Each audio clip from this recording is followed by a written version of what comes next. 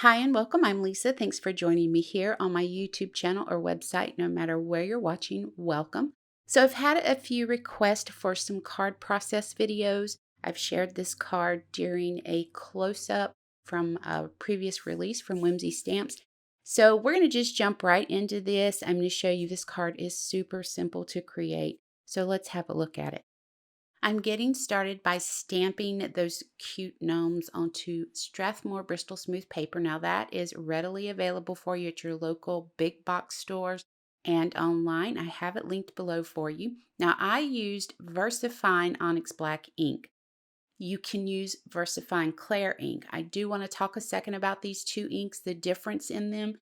They're pretty much the same exact inks. What happened was Tsukaneko took that VersaFine formula, tweaked it just a little bit so that they could get some brighter colors out of that formula. And that's how we ended up with the VersaFine Clair ink line. So you're going to notice that with the VersaFine inks, you're going to have some darker, more earthy colors.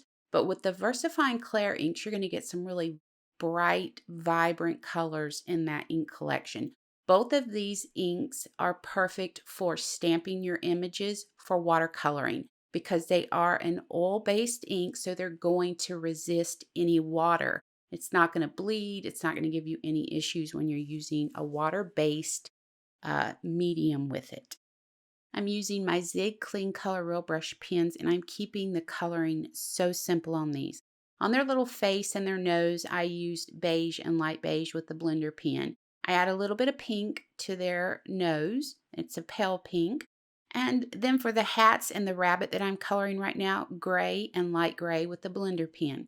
For their little outfits, I used a teal color and a olive green. And then for the mushroom, geranium red, and I used some beige on that as well. For that little dragonfly I'm coloring, I simply used a yellow green and then a little light blue on his wings. So keep it real simple, because this is where I want to show you how to make this your own. Real quick, I want to talk to you about adding these little sketchy X's to their hats. And you can see I just do a real quick X and then I come in and add little tiny dots to each side of the X.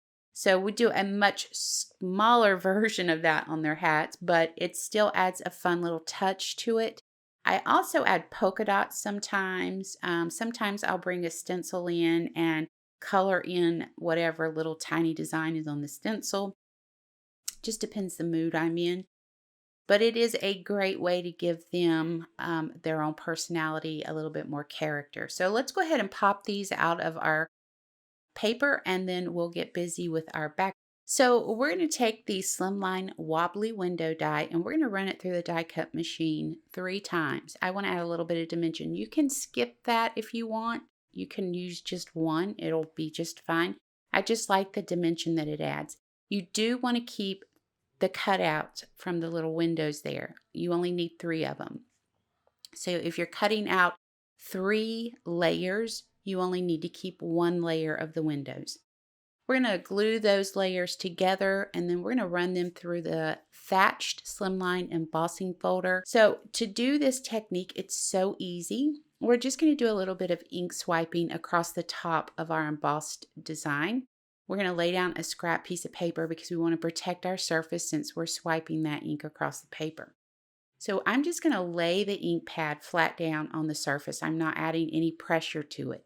So you'll see me here, just lay it down. I'm going to then just glide it across those raised areas on the cardstock.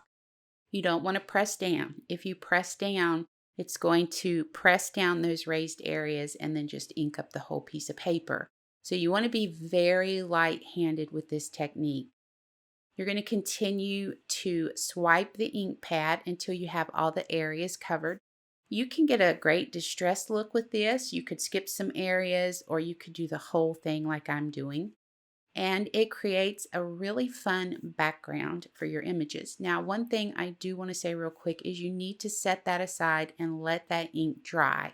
So while it's drying, let's go ahead and take those little cutout windows that we had left over and we're going to airbrush those to give those a little landscape, a sky and a ground.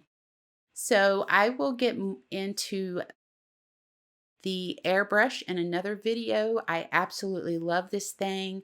I have a couple of new products that I'm using in my craft room that I want to focus on in a video, so be on the lookout for that. And the airbrush will be in that video because there's a whole lot to talk about with that airbrush, and it's not that expensive either. So what I'm doing is I'm just using my alcohol inks for my Copic markers. Those are the refill bottles. And I'm putting it in the airbrush, 3 or 4 drops. That's all you need. And I'm creating a really soft sky and a really soft landscape with the green grass look there. At this point, we're going to start assembling the card. I have a slimline card base, 3.5 inches by 8.5 inches. Adding liquid adhesive to the back of our embossed piece that we inked up. It's dry at this point. We're going to go ahead and center that up on this card base. Now, one of the things that I love about the Slimline Wobbly window die is you don't have to be too fussy about centering it up on your card base because it is so wobbly. You can't tell if it's centered or not. So it's a good thing with it. Now, the pieces that I airbrushed, I do want to let you know you can just use blender brushes to do that and then inlay those in those windows and make sure you add some liquid adhesive or some type of adhesive on the inside to hold those in. So now all we need to do is decide exactly where we want to place our gnomes. Now, you might want to place yours in different areas than I placed mine, and that's great because it's making it your own. I used mounting foam, little square mounting foam adhesives to add them. You can totally skip all of the dimension that I've added to this card and you can keep it as flat as you want.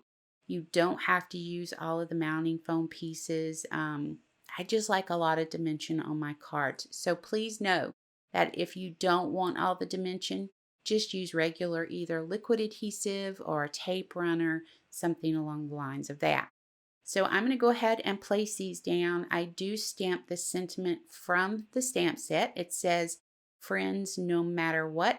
And I'm going to place that right above this little guy's head. Now, I did use one of the Whimsy Stamps speech bubble dies to cut that sentiment out and then added it with the little square foam adhesives. So that's going to wrap us up on this card process video. Let me know what you think about it in the comments below.